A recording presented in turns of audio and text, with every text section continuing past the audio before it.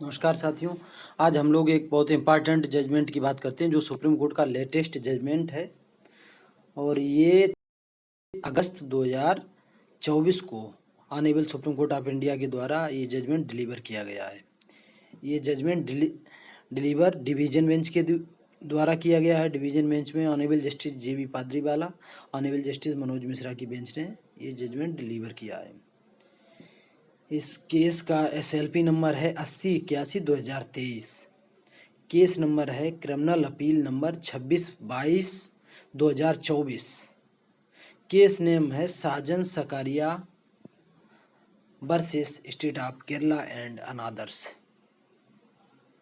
इस केस में honourable supreme court ने कहा है कि अपराध SC/ST एक्ट यानी अनुसूचित जाति एवं अनुसूचित जनजाति अत्याचार निवारण अधिनियम 1989 अर्थात SC/ST एक्ट की धारा 18 के तहत अग्रिम जमानत पर तब तक रोक नहीं लगाई जाती है जब तक कि आरोपी के खिलाफ अधिनियम के तहत प्रथम दृष्टया मामला सिद्ध न हो जाए।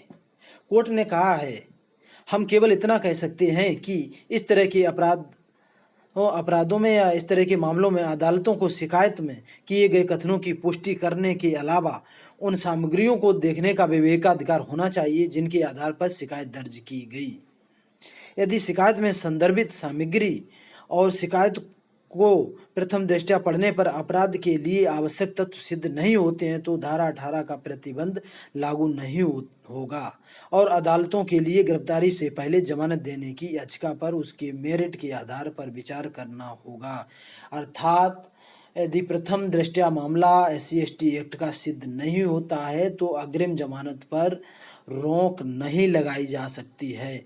यदि किसी व्यक्ति के ऊपर SC/ST एक्ट के तहत कोई मामला दर्ज हुआ है और वो अग्रिम जमानत के लिए कोर्ट में जाता है तो उसे अग्रिम जमानत देने के लिए अब लोअर कोर्ट, हाई कोर्ट मना नहीं कर सकता है। यदि अग्रिम जमानत देने से कोई कोर्ट मना करता है तो आप अपने केस में इस रूलिंग को जरूर लेके जाएं और दिखाएं कि ऑनरेबल सुप्रीम कोर्ट का लेटेस्ट और डिवीजन बेंच का ये आर्डर है।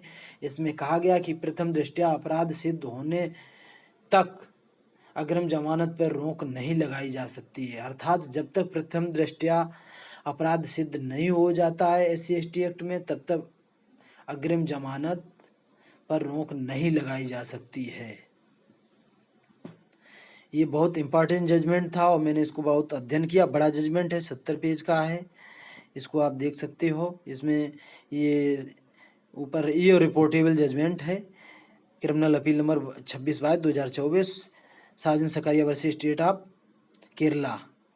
अब इसमें JB जजमेंट जो डिलीवर किया ऑनरेबल जस्टिस JB पारदीवाला ने और इसकी मैं आपको डेट दिखाते हैं।